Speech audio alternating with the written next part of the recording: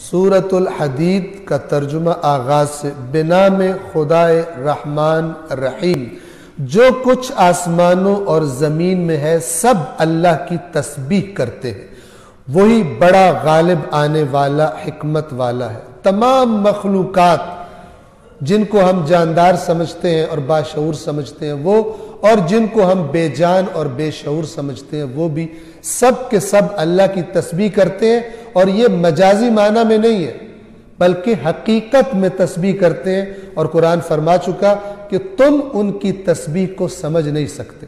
تسبیح تو کیا ہے؟ اللہ پاک ہے، تو جو سمجھے گا وہی کہے گا نا اللہ پاک ہے، جس کو سمجھ نہیں آ رہی اسے کیا شعور نہیں رکھتا۔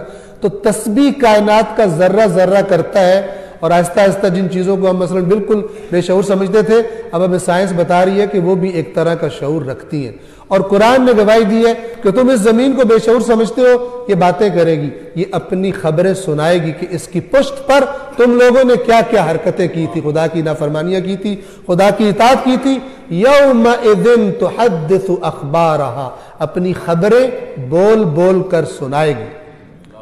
تو یہ ساری کی ساری کائنات جاندار ہے۔ ہم جب کمروں میں بھی ہوتے ہیں، تنہائیوں میں بھی ہوتے ہیں، تو اللہ تو ہوتا ہی ہے، ابھی آیت میں آ جائے گا وَهُوَ مَعَكُمْ أَيْنَمَا كُنْتُمْ، جہاں بھی ہوتے ہو وہ ہوتا ہے وہاں پر، صرف وہ نہیں ہوتا، یہ ذرہ ذرہ جو اس کی تسبیح کر رہا ہے وہ بھی تمہارے ساتھ وہاں پر اس کے گواہوں کے طور پر ہوتا ہے، اور یہ سب اسی کے لشکر ہیں۔ وَمَا يَعْلَمُ جُنُودَ رَبِّكَ إِلَّا هُوَ، تیرے رب کے لشکروں کو خود اس کے سوا کوئی نہیں جانتا، کیا کیا چیزیں تیرے رب کا لشکر ہے۔ جو کچھ آسمانوں اور زمین میں ہے سب اللہ کی تسبیح کرتے، اور وہی بڑا غالب آنے والا حکمت والا ہے۔ آسمانوں اور زمین کی سلطنت صرف اسی کی ہے، وہی زندگی دیتا ہے، وہی موت دیتا ہے، اور کسی کے اختیار میں نہیں۔ زندگی دینا اور موت دینا یہ اللہ کے اختیار میں ہے، کسی اور کے اختیار میں نہیں ہے۔ جو کہتا ہے وہ جھوٹ بولتا ہے۔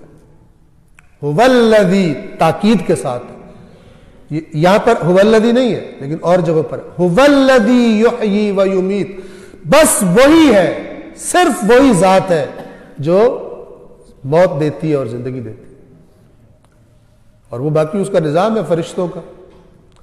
اور وہ فرشتے کون ہیں؟ اس کے حکم سے ذرہ برابر بھی سر نہیں مار سکتے، کسی اور کا حکم نہیں چلتا کہ وہ بھی جب حکم دے اور کوئی مر جائے اور جب حکم دے، مگر یہ کہ اللہ اپنے کسی خالص بندے سے، بزرگوار بندے سے اپنے اذن سے کوئی معجزہ ظاہر کرنا چاہے۔ لہذا فرمایا کہ قیامت کے دن اللہ کہے گا اے عیسیٰ یاد کر کہ جب تو میرے وَإِذْ تُحْيِي الْمَوْتَى بِإِذْنِ اللَّهِ، کہ جب تو اللہ کے اذن سے مردے زندہ کرتا تھا، ورنہ تیرے اندر طاقت نہیں ہے کہ تو موت دے اور زندگی دے، وہ خدا نے تیرے ذریعے سے وہ معجزہ ظاہر کروایا۔ توحید کو سمجھے، اور اللہ کہتا ہے میرا شریک کوئی نہیں ہے۔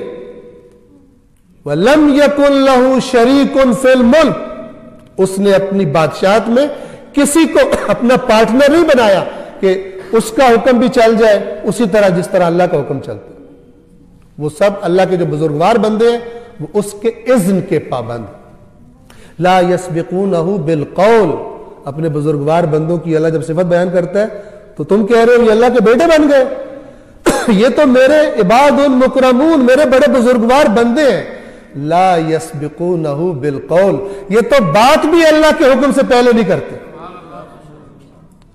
وَلَا يَشْفَعُونَ إِلَّا لِمَنِ ارْتَضَىٰ، اور یہ شفاعت بھی نہیں کریں گے سوائے اس کی جس کے بارے میں خدا راضی ہو گیا۔ یہ توحید ہے، یہ توحید ہے۔ توحید کے علاوہ خرافات ہے۔ اللہ کی بادشاہت میں، اللہ کے اقتدار میں کوئی اس کا شریک نہیں۔ کل آپ نے سورہ رحمان میں کیا سنا؟ يَسْأَلُهُ مَنْ فِي السَّمَاوَاتِ وَالْأَرْضِ، جو کچھ آسمان و زمین میں ہے اس کا بھکاری ہے، اس سے بھیک مانگتے، اس سے سوال کرتے، خدایا ہمیں عطا کر۔ رسول اللہ سے کہا گیا وَقُلْ رَبِّ زِدْنِي عِلْمًا، اے میرے رب میرے علم میں اضافہ کر۔ کتنی دعائیں جو اللہ نے قرآن میں سے کہی۔ وَقَالَ رَبُّكُمُ ادْعُونِي أَسْتَجِبْ لَكُمْ، اور تمہارے رب نے کہہ دیا کہ تم مجھے پکارو میں تمہاری پکار کو سنوں گا، جواب دوں گا۔ وَإِذَا سَأَلَكَ عِبَادِي عَنِّي فَإِنِّي قَرِيبٌ أُجِيبُ دَعْوَةَ الدَّاعِ إِذَا دَعَانِ۔ جب اے رسول میرے بندے آپ سے میرے بارے میں پوچھے تو کہہ دیجئے کہ شک نہ کرو، اللہ تمہارے قریب ہے، اور جب کوئی پکارنے والا، دعا کرنے والا اسے پکارتا ہے، دعا پکارنا ہوتا ہے، دعا پکارتا ہے تو میں اجیب، میں جواب دیتا ہوں، میں جواب دیتا ہوں۔ اور ڈھیروں دعائیں مانگنے والوں کی وجہ سے لاکھوں کروڑوں ایک ہی ٹائم میں دعا مانگ رہے ہو تو میری توجہ سب پر ہوتی ہے، کوئی ایک بھی ایسا نہیں ہوتا کہ جہاں میری توجہ ہو ہی نہیں۔ یہ اللہ تبارک و تعالیٰ کی، خدا جانے کیوں لوگوں کو خدا کی تعریف میں مزہ نہیں آتا، خدا کی تعریف سے مانوس ہی، حالانکہ اللہ نے کیا فرمایا، جب حج کر لو فَاذْكُرُوا اللَّهَ كَذِكْرِكُمْ آبَاءَكُمْ أَوْ أَشَدَّ ذِكْرًا۔ اب خدا نے تمہیں نعمت توحید دی ہے، نعمت اسلام دی ہے، اب جب حج مکمل کرو خبردار اپنے باپ دادوں کی تعریف کی تو اللہ کا ذکر کرو، جیسے اپنے باپ دادوں کی پہلے تعریفیں کرتے تھے، حج کے بعد فخر جتلاتے تھے، اب اللہ کی تعریف کرو اسی طرح نہیں، اس سے بڑھ کر کہو ہمارے رب کے مقابلے میں کوئی آباء و اجداد اور کوئی چیز نہیں، ہمارا رب الحمدللہ رب العالمین، لہ الملک ولہ الحمد، بادشاہت بھی صرف اسی کی اور اصل حقیقت ہم بھی صرف اسی کی، لہ الملک ولہ الحمد۔ آسمانوں اور زمین کی سلطنت صرف اسی کی ہے، وہی زندگی وہی موت دیتا ہے۔ اگر یہ مطلب نہ ہونا تو پھر خدا پر الزام آتا ہے کہ یا اللہ تو بندوں کو گمراہ کرتا ہے جب کوئی اور بھی یہ کام کرتا ہے۔ توجہ فرمائے اس بات پر۔ ویسے کہا جاتا ہے قرآن فصاحت اور بلاغت کا معجزہ ہے، یعنی اتنا فصیح، فصیح کا مطلب کیا ہوتا ہے؟ کسی متکلم بات کرنے والے کو اس وقت فصیح کہا جاتا ہے کہ جب جو وہ اگلے کے ذہن میں ڈالنا چاہتا تھا ایسے الفاظ کا انتخاب کرے کہ ایکوریٹلی وہ بات دوسرے کے ذہن میں منتقل ہو جائے۔ جو جتنا زیادہ یہ قدرت رکھتا ہے بات کرنے کی، سمجھانے کی، اسے اتنا فصیح کہا جاتا ہے، اور اللہ سے بڑھ کر فصیح کوئی نہیں ہے اس کائنات میں، جو زبانوں کا بھی خالق ہے اور زبانیں بولنے والوں کا بھی خالق ہے اور ان عقلوں کا بھی خالق ہے جن سے باتیں سمجھ میں آتی ہیں۔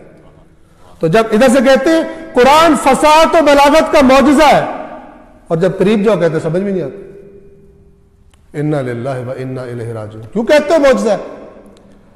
کیوں جھوٹ بولتے ہو فصاحت و بلاغت کا معجزہ ہے؟ کیوں وہ جھوٹ بولتے ہو جو کرتے نہیں ہو؟ اللہ پر الزام لگاتے ہو کہ مبہم سی گونگی سی کتاب بھیج دی ہے، جس کو جب تک مولانا صاحب ساتھ ٹیک لگا کے چلائیں نا تو پتہ نہیں چلتا اس کے اندر بات کیا ہوئی ہوئی۔ اللہ کو ٹیک کی ضرورت، جو بات اس نے کر دی ہے، ہاں تفصیلات جزئیات اللہ کا رسول بیان کرے گا۔ یہ ہرگز بھی جب قرآن کی فصاحت پر تاکید کی جاتی ہے حدیث کا انکار نہیں ہوتا، یاد رکھیے۔ جو حدیث کا انکار کرے وہ نماز بھی نہیں پڑھ سکتا، وہ اچھلتا پھرے گا اقیم الصلاۃ اقیم الصلاۃ، کس نے پڑھانی ہے، کس نے تجھے سکھانی نماز؟ حدیث رسول سے نماز سیکھے گا، اور رسول اللہ کے بعد وہ خالص مکتب اہل بیت اطہار سے سیکھا جائے گا۔ حدیث کا انکار نہیں ہے، لیکن جو حدیث کا نام لے کے غلط مطلب یہ نکالے کہ قرآن سمجھ نہیں آتا، صرف حدیث سمجھ میں آتی ہے، یہ غلط ہے، یہ اللہ پر الزام ہے اور اللہ چھوڑے گا نہیں۔